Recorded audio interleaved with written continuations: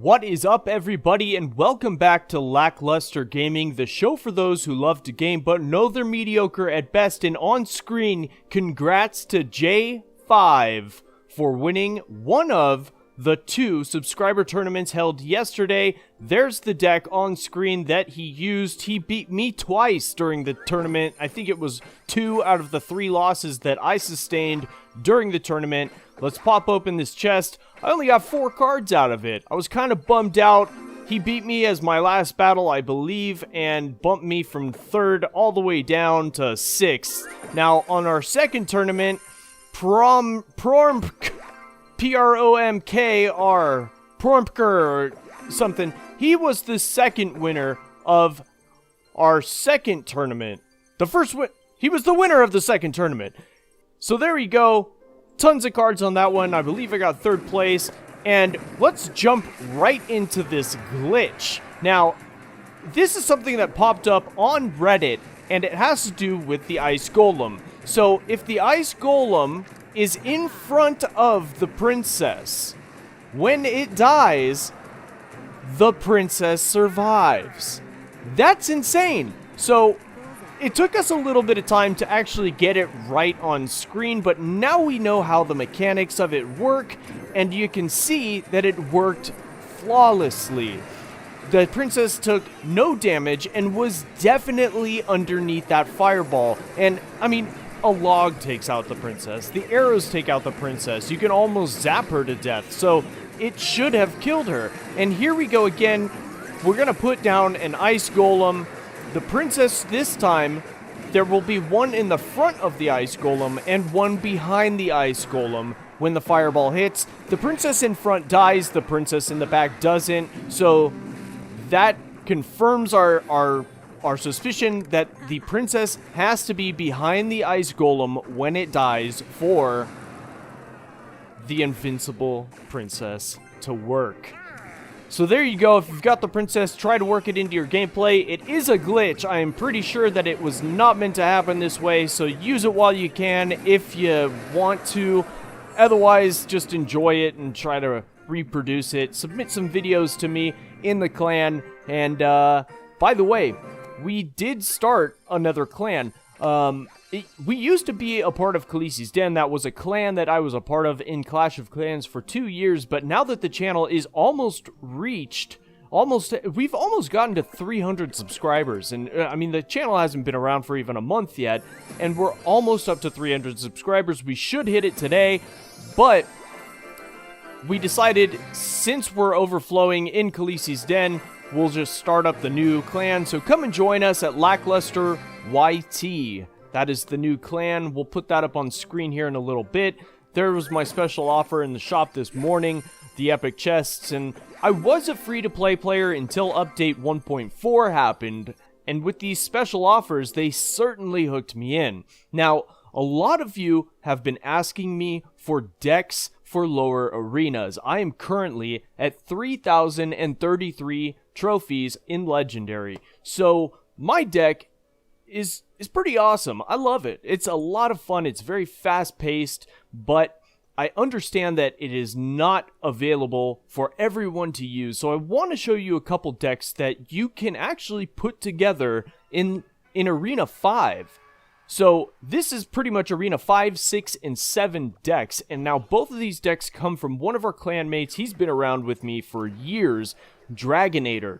Now, this first one has the Musketeer, the Gobs, the Fireball, the Goblin Barrel, the Hog Rider, the Zap, the Minion Horde, and Barbarians. So look at that. The Goblin Barrel is such a great card. It's good on offense, and it was used excellent in a pinch right there as a defensive card, and shielded that arena tower from taking any damage whatsoever from a mini P.E.K.K.A. So not only was it a good defensive card, but it also was a good elixir trade. The mini P.E.K.K.A. being 4, and the Goblin Barrel being only 3, Dragonator came out on top on that battle. But right here, we've got sort of a heavy push coming in with this Lava Hound, Dragon, Spear Goblins, and already Dragonator is behind by 1 with a Mini P.E.K.K.A coming in, and it looks as though the match is over. And at this point, a lot of people give up. But I want to stress to you guys, don't ever give up. Don't leave your matches, because you can always pull off a win.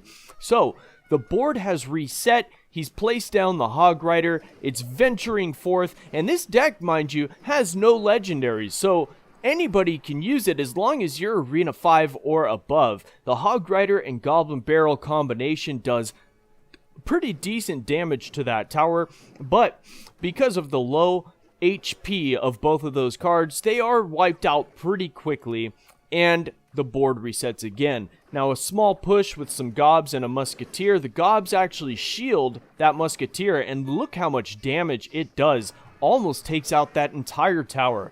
But now, there's a huge push coming in. The Barbs were used as defense, zap away some of those Gobs, and now the Fireball takes out that Mini P.E.K.K.A, the Gobs, and there are 2 Dragons now on the tower, with Spear Goblins coming in from the rear. Zap those out, send in a Hog Rider just to tie up the match and make sure that this goes into overtime, because that's where this match is going to be won. Goblin Barrels, the Hog Rider, nothing is working, so somehow he's got to tie this up. Now again, using Barbarians, their great defensive card, the Fireball takes out the Arena Tower and lets this match go into overtime. Now, our opponent, Nico Lapa, coming in strong for that 3-crown victory, but the Minion Horde is such a great tool.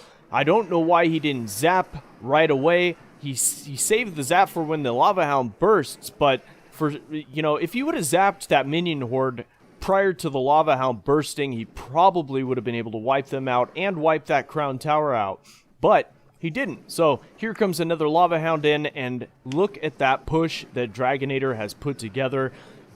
Trying with everything he's got, zaps and cannons and all of that, just trying to save his Arena Tower from going down, and at the same time pushing from the left with everything he's got. His Goblin Barrel goes down, the zap is not ready, so they will do tons of damage, but not enough. The Fireball would have won it right there, but he saved his own Crown Tower, sends in the Hog Rider, cannon blocks. So will this be the end?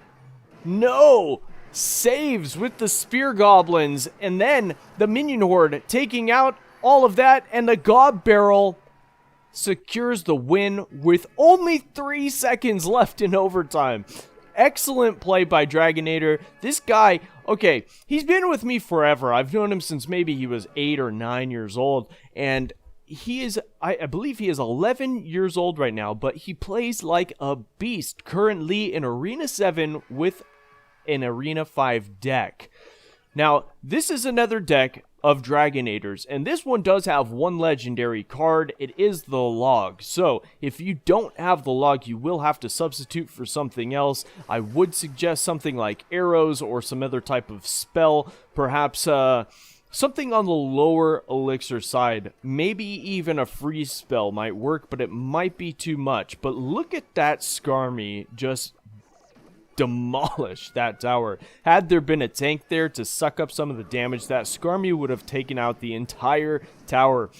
Now, good defense with the log and the wizard taking out that dragon. And here we go. Use that wizard for a push, and it looks like we're going to set down a prince and push. Oh, and it is blocked by the Mini P.E.K.K.A. Will not take out the prince altogether, so he'll have to use the Barbarians, but that is not a problem because he's got the Minion Horde to defend and will be able to kill most of them before too much damage is done. And now you can see he's got the Goblin Barrel locked and loaded, sends it in, he's got the zap ready, zaps a little bit late, and then wastes a freeze spell as well. And that was decent defense, but look at how much elixir he had to use to defend. Now the Skarmy going in alone, I wouldn't recommend too much, but Watch how much damage it actually does, because our opponent had nothing to defend with as he sent in his Hog Rider on the right side. So basically, the towers are almost traded at this point, and Dragonator is not in the lead, but this Prince going in, the Barbarians go down late because the elixir wasn't there for it. But now we've got these Barbarians coming in. The Wizard is a great counter for the Barbarians as it has the splash damage and can take out all 4 with just a couple of shots, keeping that arena tower safe. And now we'll drop the Giant. Now the Giant going in, I think this is the first time the Giant gets in there. That Goblin Barrel does a little bit of damage. The Giant reaches the tower and does just enough to take out the arena tower. The log bouncing some of that back, and we're going to have to defend this other tower on the left. That Skelleton Army was great. Took out the Hog Rider, kind of toyed around with that mini P.E.K.K.A, and then the minions and the Wizard came in for defense and cleared up everything. And with 16 seconds left, there's not going to be too much that our opponent can do unless he gets in there quickly, which he does have the Hog Rider, but the Skelleton Army will wipe all of that out. So there you have it, another win by Dragonator using 2 decks built in Arena 5 with Arena 5 and lower cards. So try these out, because he's up in Arena 7 with this. Major props to him. Thanks for sticking around, guys. And, as always, we'll see you tomorrow with more Clash Royale content. Just stay here on this channel. Make sure you're subscribed and turn on those notification buttons. That way you see anytime I post a video, and you can join our tournaments and come and join our clan as well. We'll see you tomorrow.